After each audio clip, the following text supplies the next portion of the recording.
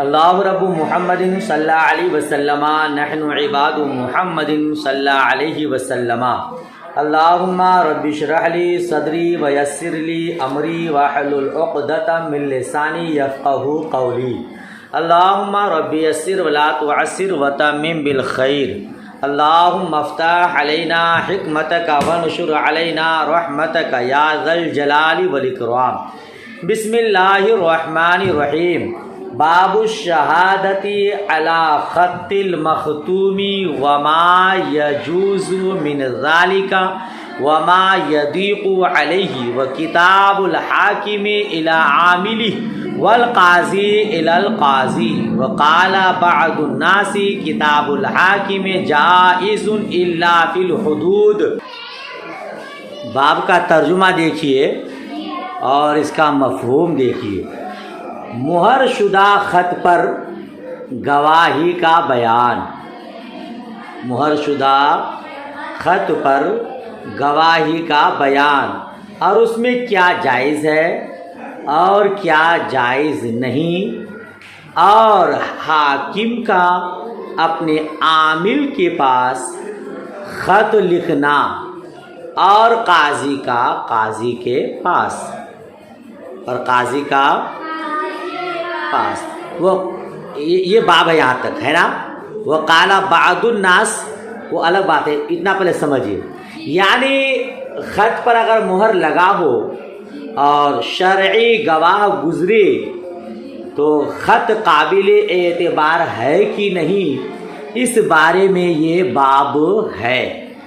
دیکھیے، اگر خط کو بالکل ہی معتبر نہ مانے تو بہت سارے حقوق کی تضییع لازم آئے گی، بہت سارے کے حقوق کو نقصان کرنا لازم آئے گا۔ اور اگر ہر خط کو قابل اعتبار مان لیں، معتبر مان لیں، تو دھوکہ داری کا اندیشہ ہے۔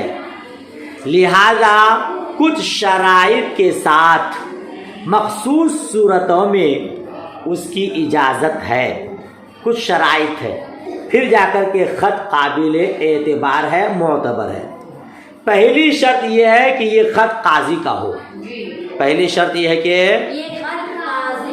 دوسری شرط یہ ہے کہ گواہوں کے سامنے لکھے، جتنی گواہ ضرورت ہے ان گواہوں کے سامنے خط لکھا جائے، ٹھیک ہے۔ تیسری شرط یہ کہ وہ دونوں گواہ مکتوب الیہ قاضی کو لے جا کر دیں، یعنی جس قاضی کے لیے خط لکھا گیا ہے وہ دونوں گواہ وہ خط اس کو لے جا کر دیں اور یہ گواہی دیں یہ فلاں قاضی کا خط آپ کے نام ہے، تب جا کر کے وہ خط قابل اعتبار ہے، ٹھیک ہے۔ یہ ان گواہوں کے ساتھ اگر کوئی خط لکھتا ہے تو وہ خط معتبر ہے، ورنہ نہیں۔ بعض لوگوں نے یہ بھی شرط بڑھائی ہے کہ وہ خط مہر شدہ ہو اور کاتب نے گواہوں کے سامنے لگائی ہو، وہ مہر جو لگائی ہو نا گواہوں کے سامنے لگائی ہو۔ یہ حضرت امام اعظم اور امام محمد رحمہ اللہ تعالیٰ علیہ کا قول ہے۔ کیا قول ہے ان لوگوں کا؟ مہر شدہ خط ہو، کاتب نے گواہوں کے سامنے مہر لگائی ہو تو وہ خط قابل اعتبار ہے، ورنہ نہیں۔ اور حضرت امام ابو یوسف رحمۃ اللہ تعالیٰ علیہ کے نزدیک مہر کی شرط ضروری نہیں۔ مہر کی شرط اس لیے کہ جب گواہان شرعی شہادت دے رہے ہیں یہ فلاں کا خط ہے تو اب مہر کی ضرورت نہیں ہے۔ سمجھ شریف میں بات آئی؟ لہذا ان شرائط کے ساتھ خط قابل اعتبار ہے، ورنہ نہیں۔ آگے دیکھیے، اب وقال بعض الناس کتاب الحاکم جائز الا فی الحدود، اور بعض لوگوں نے کہا کہ حاکم کا خط جائز ہے، جائز ہے، البتہ حدود میں جائز نہیں۔ الا فی الحدود، مگر حدود میں، یعنی سوائے حدود کے حاکم کا خط جائز ہے، حدود میں جائز نہیں ہے۔ ثم قال ان کان القتل خطأ فهو جائز لأن هذا معل بزعمه وإنما صار مالا بعد أن ثبت القتل والخطأ والعمد واحد۔ کیا ترجمہ ہوا؟ پھر کہا اگر قتل خطا ہو تو جائز ہے، جائز ہے، اس لیے کہ اس کے زعم میں، اس کے گمان میں یہ مال ہے۔ لأن هذا مال بزعمه، اس لیے کہ اس کے گمان میں یہ مال ہے۔ وإنما صار مالا، وإنما صار مالا بعد ان ثبت القتل والخطأ والعمد جائز، ایسے بولے گا وإنما صار مالا بعد ان ثبت القتل، اور یہ مال ہوا قتل ثابت ہونے کے بعد، ٹھیک ہے۔ بس قتل خطا قتل عمد ایک ہے، قتل خطا قتل عمد ایک ہے۔ کیا مطلب اس کا؟ دیکھیے امام بخاری علیہ رحمہ یہ فرمانا چاہتے ہیں کہ احناف کے مذہب میں تناقض ہے۔ امام بخاری علیہ رحمہ اس سے یہ ثابت کرنا چاہتے ہیں کہ احناف کے مذہب میں تناقض ہے، تضاد ہے۔ کیسے تناقض ہے؟ اس لیے کہ ایک طرف تو یہ کہا ہے کہ حدود میں کتاب القاضی الی القاضی جائز نہیں، پڑھے نا آپ نے کہ اس میں حدود کے علاوے میں جائز ہے، حدود میں جائز نہیں۔ تو امام بخاری فرماتے ہیں احناف ایک طرف تو یہ کہتے ہیں کہ کتاب القاضی الی القاضی جائز نہیں ہے، اور دوسری طرف یہ کہا کہ قتل خطا میں جائز ہے، قتل خطا میں جائز ہے، تو گویا تعارض ہو گیا۔ تو امام بخاری علیہ رحمہ کی اس طرح کے قول پر احناف نے یہ فرمایا ہے کہ قتل تو ہو چکا، قتل تو ہو چکا، قاضی کو اس کی سزا کا فیصلہ دینا ہے، اور جب قتل خطا ہے تو اس میں قصاص نہیں دیت واجب ہے۔ قتل عمد میں قصاص واجب ہوتا ہے، جان کے بدلے جان، اور قتل خطا میں قصاص نہیں بلکہ دیت واجب ہوتی ہے، مال دینا واجب ہوتا ہے، اور دیت بلا شبہ مال ہے۔ تو اس پر امام بخاری علیہ رحمہ فرماتے ہیں یہ مال اس وقت ہے جب قتل ثابت ہو چکا ہو، جب قتل، اس لیے جیسے قتل عمد اسی طرح قتل خطا، وہ کہتے ہیں قتل خطا قتل عمد دونوں ایک ہی طرح ہے، لہذا قتل ہونا ثابت ہوگا تب دیت واجب ہوگی، مال دینا واجب ہوگا۔ ہم احناف کا یہ کہنا ہے اگر قتل عمد اور قتل خطا ایک ہی ہوتا تو دونوں کی سزا بھی ایک ہونی چاہیے، حالانکہ قتل عمد کی سزا قصاص ہے اور قتل خطا پر دیت لازم ہے۔ معلوم ہوا دونوں ایک ہی نہیں ہے، ورنہ دونوں کی سزا بھی ایک ہوتی۔ سمجھ شریف میں بات آئی؟ بہرحال ہم احناف کا یہ مذہب ہے کہ حدود میں کتاب القاضی الی القاضی جائز نہیں ہے، خالی خط بھیج دینا کافی نہیں ہے، اس کے علاوہ میں پھر معتبر ہے۔ اتنی بات سمجھ میں آ گئی؟ آگے دیکھیے وقد کتب عمر الی عاملی فی الجارود، امام بخاری علیہ رحمہ کچھ تعلیقات بیان کیے ہیں، بخاری علیہ رحمہ کچھ تعلیقات بیان کیے ہیں جس سے یہ ثابت کرنے کی کوشش کیے ہیں کہ کتاب القاضی الی القاضی حدود میں بھی جائز ہے، حدود میں بھی۔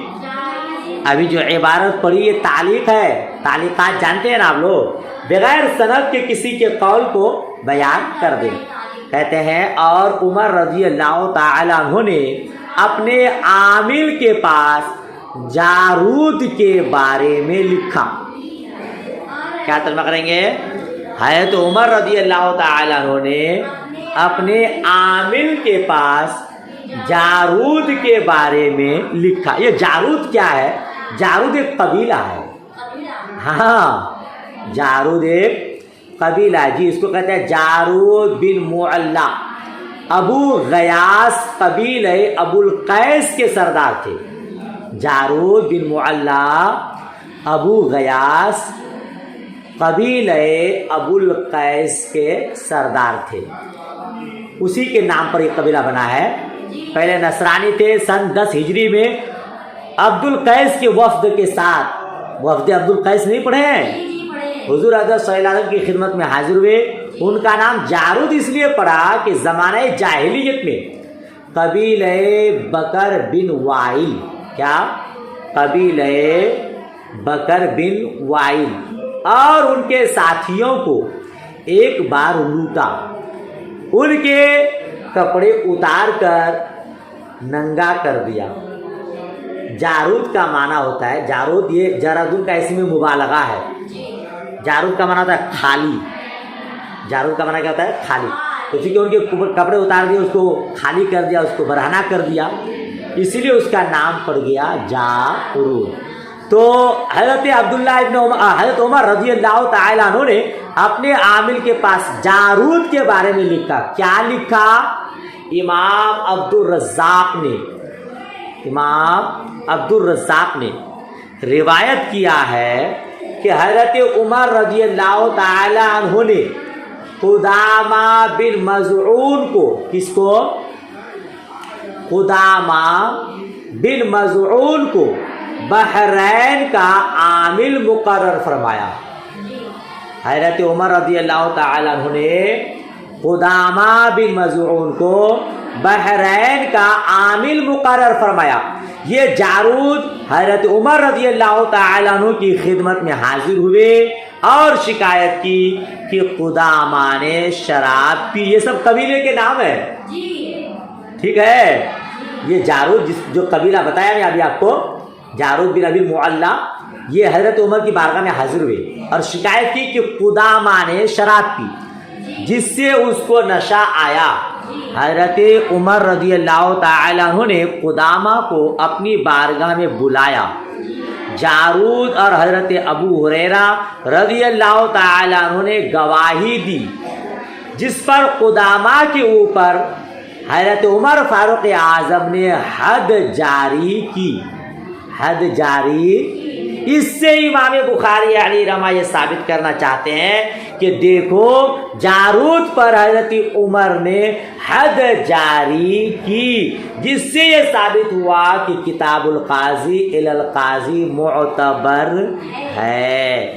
تب احناف کی طرف سے کیا جواب ہوگا؟ احناف کی طرف سے یہ جواب ہوگا کہ حضرت عمر فاروق اعظم رضی اللہ تعالیٰ عنہ نے صرف خط پر اعتبار نہیں کیا, بلکہ حضرت ابو ہریرہ رضی اللہ تعالیٰ عنہ اور جارود نے دونوں نے گواہی پیش کی. پھر حضرت عمر رضی اللہ تعالیٰ عنہ نے فیصلہ سنایا اور اس پر حد جاری فرمائی. بغیر گواہوں کے حد جاری نہیں فرمائی. تو اس سے یہ ثابت نہیں ہوتا ہے کہ آپ نے کیا کیا, خط کو حدود میں قابل اعتبار مانا, بلکہ گواہ دی, گواہوں کی موجودگی میں آپ نے حد جاری فرمائی. سمجھ شریف میں بات آئی؟ تو آگے دیکھیے. وَكَتَبَ عُمَرُ بْنُ عَبْدِ الْعَزِيزِ فِي سِنٍّ كُسِرَتْ. اور حضرت عمر بن عبد العزیز نے اس دانت کے بارے میں لکھا, اس دانت کے کسرت جو توڑا گیا تھا. یہ بھی تعلیق ہے. اس تعلیق کو امام ابو بکر خلال نے کتاب القصاص و دیات میں ذکر کیا ہے. مطلب کیا ہوا اس کا؟ یہ خط حضرت عمر بن عبد العزیز رحمت اللہ تعالی علیہ نے اپنے عامل زریق بن حکیم کے پاس لکھا تھا. کس کو لکھا تھا؟ عمر بن عبدالعزیز نے اپنے عامل زریق بن حکیم کے پاس لکھا تھا. ٹھیک ہے, نام یاد رہے گا. زریق بن حکیم کے پاس ایک خط لکھا تھا. زریق نے حضرت عمر بن عبدالعزیز کے پاس ایک خط لکھا تھا. کیا لکھا تھا کہ ایک شخص نے دوسرے شخص کا دانت توڑ دیا ہے اور صرف ایک گواہ ہے, میں کیا کروں؟ جی میں کیا کروں؟ اس کے جواب میں حضرت عمر بن عبدالعزیز نے اس گواہی کے مطابق فیصلہ کرنے کی اجازت دے دی. جی اپنے عامل کو کیا جواب دیا کہ اگر ایک گواہ ہے تو اس مطابق تم فیصلہ کر دو. سمجھ شریف میں بات آئی. اب امام بخاری یہ ثابت کرنا چاہتے ہیں کہ دیکھو حدود میں کتاب القاضی الی القاضی معتبر ہے. تب حضرت عمر بن عبدالعزیز نے اپنے عامل زریق بن حکیم کے خط پر آپ نے جواباً خط دے دیا اور فیصلہ کا اختیار بھی دے دیا. ہم احناف کہتے ہیں کہ اس سے یہ دلیل نہیں ملتی ہے کہ حدود میں کتاب القاضی الی القاضی معتبر ہے, بلکہ یہ تو ایک استفتاء کا جواب ہے. جی حضرت زریق بن حکیم نے حضرت عمر بن عبدالعزیز سے مسئلہ پوچھا کہ حضور ایک شخص نے دوسرے شخص کا دانت توڑ دیا ہے, اس پر ایک گواہ بھی موجود ہے, تو میں کیا مسئلہ بیان کروں؟ حضرت عمر بن عبدالعزیز نے اس استفتاء کا جواب دے دیا کہ تم ایک گواہ کی موجودگی میں فیصلہ کر سکتے ہو. تو احناف کی طرف سے یہ جواب ہے کہ ایک استفتاء کا جواب ہے, یہ کتاب القاضی الی القاضی کے معتبر ہونے پر دلیل نہیں ہے. پوری بات سمجھ میں آئی؟ تو آگے بڑھیے. پھر آگے کیا فرماتے ہیں؟ وقال ابراہیم کتاب القاضی الی القاضی جائز اذا عرف الکتاب والخاتمہ. حضرت ابراہیم نخعی نے فرمایا کہ کتاب القاضی الی القاضی جائز ہے جبکہ دوسرا قاضی خط اور مہر کو پہچانتا ہو. جبکہ دوسرا قاضی خط اور مہر کو پہچانتا ہو. اگر خط کو بھی پہچانتا ہے, تحریر کو پہچانتا ہے اور اس قاضی کو پہچانتا ہے, تو ابراہیم نخعی فرماتے ہیں کتاب القاضی الی القاضی جائز ہے. سمجھ شریف میں بات آئی. وَكَانَ الشَّعْبِيُّ يُجِيزُ الْكِتَابَ الْمَخْتُومَ بِمَا فِيهِ مِنَ الْقَاضِي. اور امام شعبی نے فرمایا کہ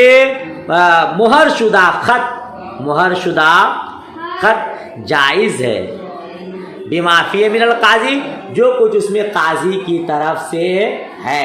مطلب یہی, اگر قاضی پہچانتا ہے اور خط مہر شدہ ہے تو جائز ہے, ورنہ جائز نہیں.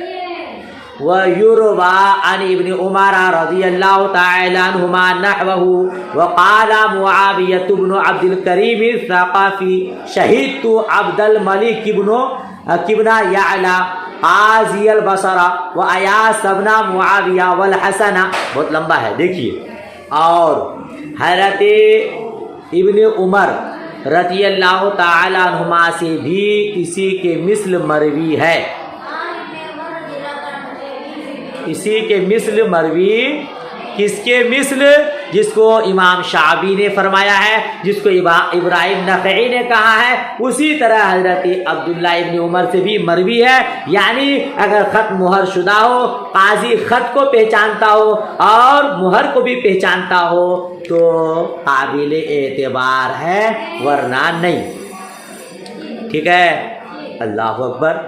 حضرت معاویہ بن عبد الکریم ثقفی نے کہا میں حاضر ہوا قاضی بصرہ عبد الملک بن یعلا عبد الملک بن یعلا اور ایاس بن معاویہ اور حسن اور سمامہ بن عبداللہ بن انس اور بلال بن عبد البردہ اور عبداللہ بن ابو بریدہ اسلمی اور عامر بن عبیدہ اور عباد بن منصور کے پاس. یہ سب نام ہیں. یہ سب قاضیوں کے خطوط کو یہ سب گواہوں کی عدم موجودگی میں نافذ کرتے تھے. موجودگی میں عدم موجودگی میں نافذ کرتے تھے یعنی مان لیتے تھے. پھر اگر جس کے خلاف خط آیا ہے اگر وہ کہتا ہے اگر وہ یہ جعلی ہے جعلی ہے یہ جعلی ہے نقلی ہے اصلی نہیں ہے یہ جعلی ہے تو اس سے کہا جاتا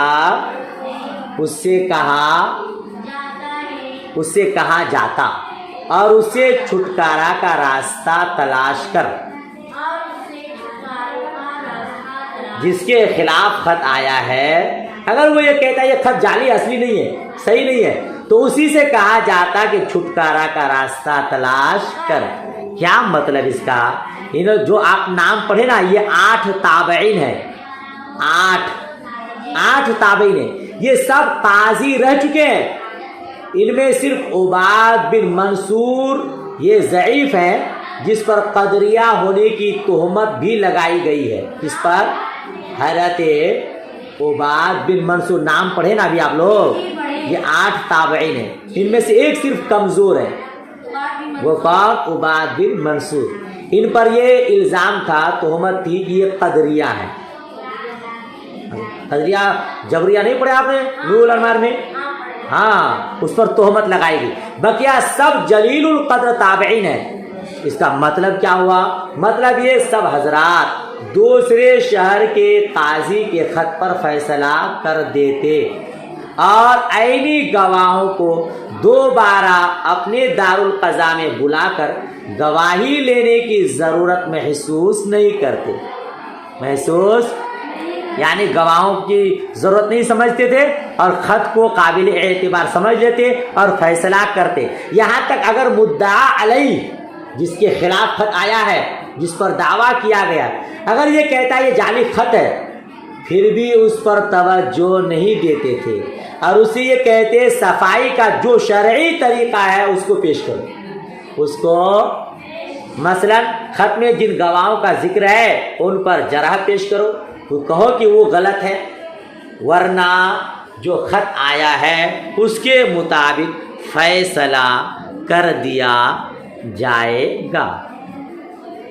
سمجھ شریف میں بات آئی؟ یہ گھنٹی لگ گئی. اللہ اکبر گھنٹی لگ گئی. بہت ٹائم چلا گیا بھائی. 23 منٹ کا سبق ہوا گھنٹی آپ کی ختم ہو گئی. جی تو چلیں یہیں تو یاد کیجیے آدھا سبق کل پڑھائیں گے انشاءاللہ تبارک و تعالی. دعائے خیر میں یاد. اس کا پورا خلاصہ جب پورا باب ختم ہوگا پھر اس کا نچوڑ اور ما حاصل بیان کروں گا. خلاصہ یہ ہے کہ ہمارے یہاں بغیر گواہوں کے حدود میں کتاب القاضی القاضی معتبر نہیں ہے اس کے علاوہ میں معتبر ہے اور امام بخاری علیہ رحمہ ان تمام تعلیقات کے ذریعے ثابت کرنا چاہتے ہیں کہ حدود میں بھی کتاب القاضی القاضی معتبر ہے. اگلا سبق کل انشاءاللہ. دعائے خیر میں یاد. اللہ حافظ. خدا حافظ.